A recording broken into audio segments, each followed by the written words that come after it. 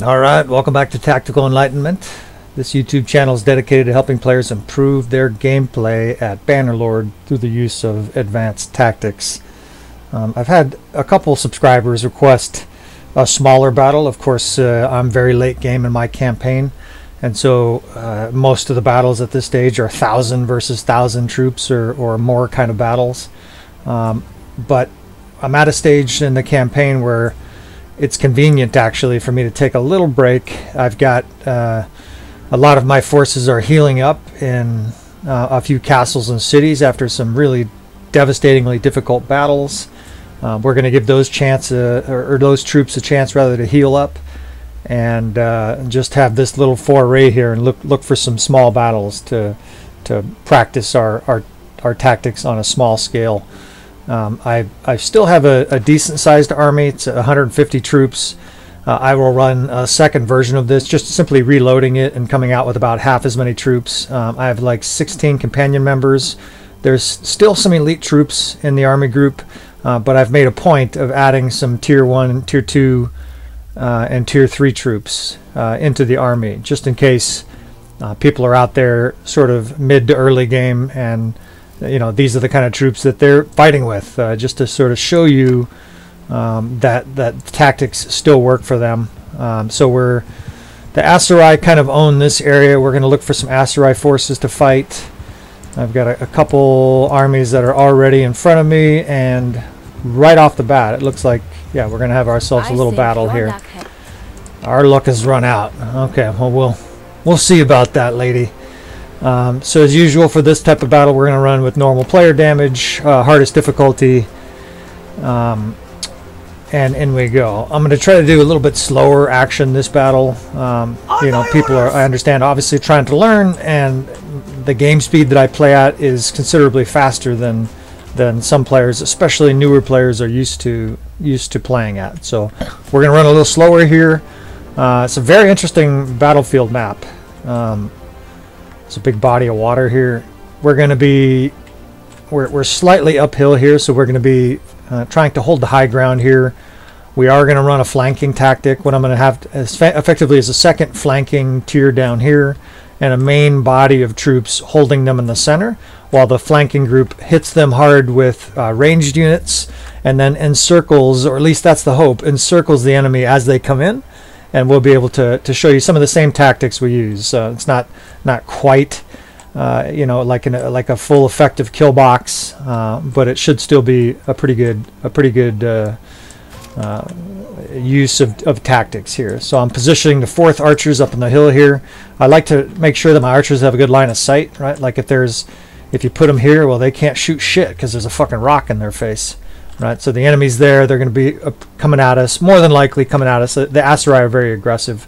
They will probably be pushing through here. So we want our archers to have a nice line of sight of the ground that they're going to be coming in towards. Right, so we're positioning our archers right up front.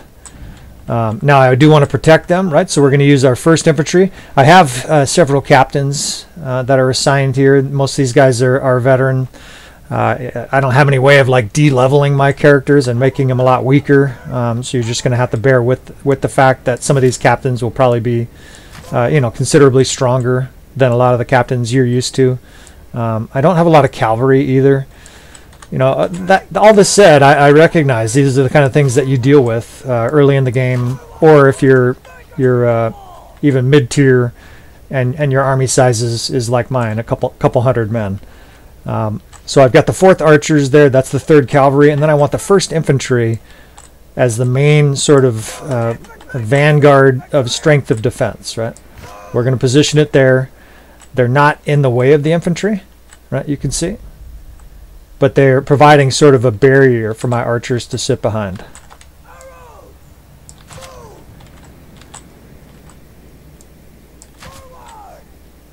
Now on this flank down here, I'm going to have my skirmishers strung out in kind of a long line like that. I don't think I'll go stand apart. I think we'll just have them spread like that. We'll put the 8th Corps down here as well. Those are the companions I have on this. It looks like I have seven different companions down here. Most of these guys are pretty strong, but some of them are sort of mid-tier. I've got two 2-hole cavalry here, right? We're going to put this thunderous, strong cavalry right there in a shield wall, just kind of holding that, and then a single horse archer hanging out back here in the rear with the gear, as the military term says.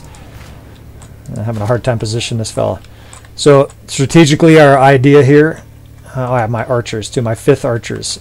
What I want is I want the enemy to come at our main body of troops here through this valley, and then we're effectively going to move skirmishers, the 8th Corps, and this 5th archers over towards this belt of trees to try to sort of enfilade / flank the enemy, provide nice crossfire for them, and then at some point, of course, the skirmishers and the 8th Corps will be charging into battle. Meanwhile here, frankly, all we're doing is holding this firm point. To properly flank an enemy, one of the keys is to make sure that they are drawn to your main body of troops. So we're going to draw them in here towards our main troops.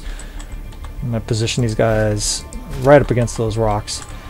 We're drawing them in towards our main body, and then using this flank side over here to pinch the enemy, and then hopefully eventually surround them and have them charge into our group, right? My own character, of course, is probably capable of killing 30 or 40 people on this battlefield. I'll be trying to use him more for commands in this battle. I'm going to do this a little bit slow-mo at time, and kind of limit the devastating power of his fighting capacity by doing more commanding. So in we go. Whoa! I'm actually going to get off this horse early on. Oh, this is a lot steeper than I thought. Okay, so given how steep that is, the very first thing is I'm bringing my skirmishers and archers up. Stand apart! Archers are firing away. They've got a nice belt. They've got a nice belt of cavalry there, right? And their cavalry usually come in and circle this side, hence why I put those cavalry right on the rocks there. They're in shield wall, and they're in shield wall to try to limit how many enemy cavalry get through. Can't help kill a few guys. It's just in my nature. Yeah. Alright, so the enemy group is approaching. Our skirmishers down there, right? These guys down there are releasing their projectiles. The archers on that far bank are shooting, of course. Oops, get speared here while I'm not paying attention. And the idea, again, is that the enemy is getting hit here kind of on the side as they charge in. They're charging in really hard with this main infantry group, so this battle may go pretty quick. One thing I can do, though, is I can retreat with some of my units and sort of pull them in. You've seen me do that in other battles, and I'll do that again here. So in slow-mo, it's almost kind of cheating, but we're just effectively moving these units back, right? Archers! Infantry! Forward! Cavalry! Forward! Cavalry! Forward! Cavalry! Form a shield wall! This is not a retreat, though, right? All I'm doing is pulling those guys back. Now they turn, and these guys are right away letting fly their projectile weapons, right? Javelins, axes, etc. Their infantry, though, is just hell-bent on my main force. So barring a little pullback here, we'll probably have combat right away. Now, if that happens, if they just barrel in here, we're going to attack with that 6th and 8th and just pull them in behind this infantry.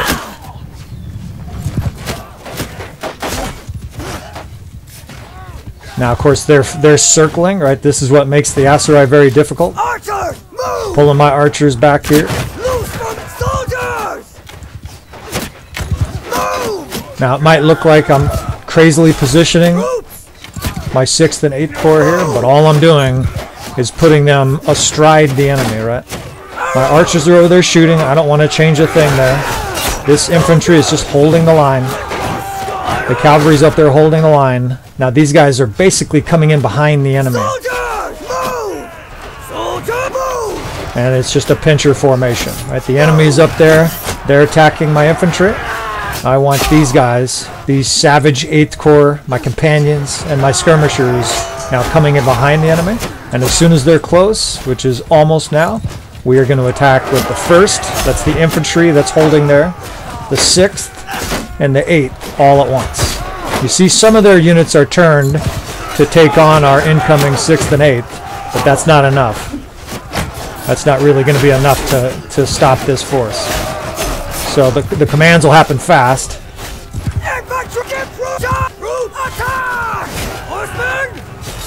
But now I can slow it down again so you can see these guys go to work. So the biggest key here is we're getting a flank attack in, right? These enemies are attacking the back or the side of the enemy. Meanwhile, that 1st infantry and 3rd cavalry are just sort of holding them up, right? They're the placeholders, they're the beacon of strength, and look at these guys coming in. They're coming in, they're throwing javelins. When they get close enough, of course, too, these guys' nasty javelins are being flung up into the face of the enemy. When they get close enough, they will attack, right? They're getting kills with javelins.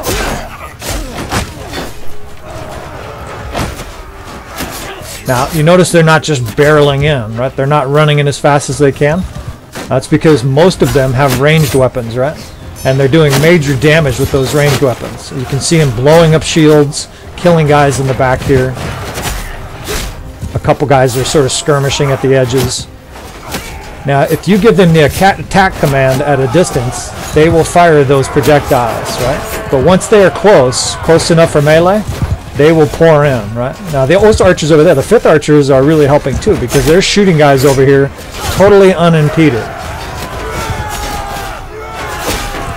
These guys are still throwing javelins, right? I'm going to be patient because it's slow-mo. Now they're pulling their swords out, right? It's kind of easier in slow-mo. Now I'm actually going to send the 6th and the 8th on full attack and have them just charge.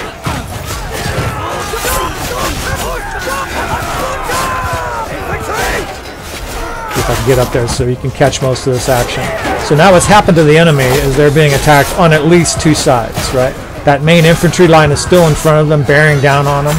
But intermingled in here amongst the 1st is my 6th and 8th, right? They're now pouring in on the side of the enemy with their backs turned to them, and it's not a good result for the enemy, right? Guys are getting cut down.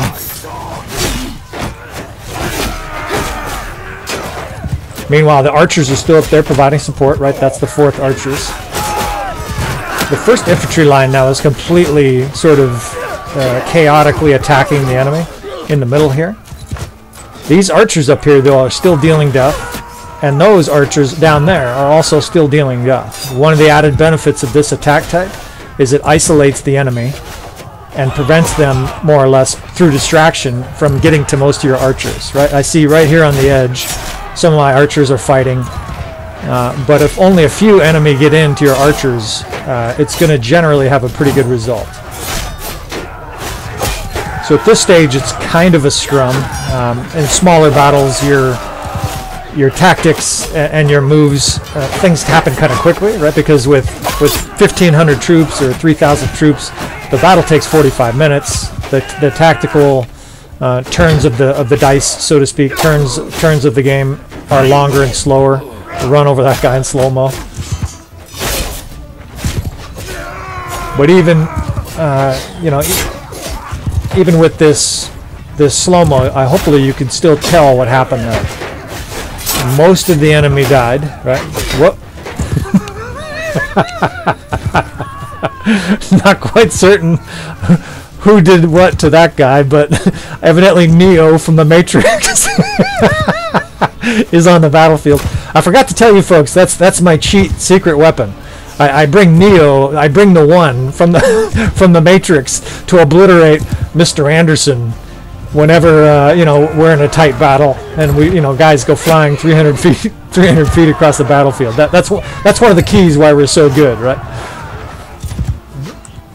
All right, so we're going to shift to the next tactical portion of this. I still can't get over that. What we're going to do now is attack their archers in detail. I see 35 guys out there. They still have a lot of cavalry running around, and frankly, their cavalry is a much bigger threat. This guy coming in here with a spear. He's going to spear that gal. Tried to. This archers are somewhat of a threat. They're firing arrows at us, but arrows at range, if you don't know yet, if you haven't played a lot, they do a lot less damage than up close, right? It's just like real life. The arrow at the end of its flying distance is not moving real fast anymore.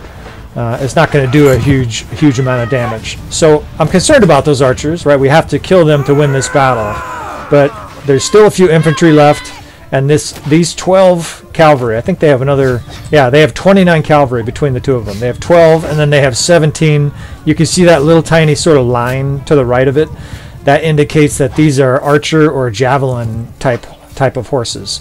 And for the aserai, that means some of their best units, really nasty foes to deal with. So while some people might focus in on the archers here, this is the present threat, these horses. Now looking up at my troops, I don't have any kind of troops that can sort of form a defensive wall except the 6th, and that's exactly what I'm going to do. So I'm going to bring the 6th right into here and put them in a shield wall. Right, most of those guys do have shields, while the rest of my troops here work on these horse archers. Right, I actually want the archers sort of compacted in here. Part of the reason I'm doing that is because I want these units to be behind this little shield wall. I just made a shield wall with this 6th. Now, not every single one of these guys is going to be able to put up a shield. Some of these guys have pole arms. Right. Most of them, though, have a shield, and all I told them to do was form a shield wall facing the archers. Right. Now, the reason I did that is because I want all our troops focused on and killing these cavalry that are still left. Right. If those archers are attacking, shooting my troops here, it's going to be a lot harder for my troops to deal with the enemy cavalry. The last thing I can do, and you don't have to micromanage this, but you can assign your cavalry units to attack these individual troops. I'm actually going to do that with my 8th Corps as well, even though there's some archers. And you do that, this is the newest beta, one of the newest beta patches added this option. These troops are now told to kill only this cavalry group, right? That the cavalry with the ranged units. I'm assigning the 8th, 2nd, and 3rd unit to attack them. Let's send the 7th as well. We got one guy here. And so those units are now focused on those cavalry. Right? Now my archers are both moving uphill, and the main reason I did that, beyond the range advantage they're going to have on the enemy archers, is that I want them sort of protected behind this line of skirmishers that are in shield wall. And because this skirmisher line is protecting them, I just want them holding that shield wall. Right? Well, so much for that. I don't even get to show you everything, but hopefully this slow motion battle with 150 troops on 300 gives you a nice indicative view of the tactics that are still possible on a smaller battlefield. Right? I'll reload this and I'll make a new recording and we'll run a similar battle. We'll just try to have a little bit less troops and give you an idea of what you can do. Obviously, you can't do the same tactics you can pull off when you have 1,000 troops and huge units with 80 cavalry in this block and 130 shock troops in that block. But tactics are very much still a thing, even in smaller scale Bannerlord. Right? Stand apart! That was, we were outnumbered 2-1 there, and killed most or made their troops flee, and only lost about half our troops.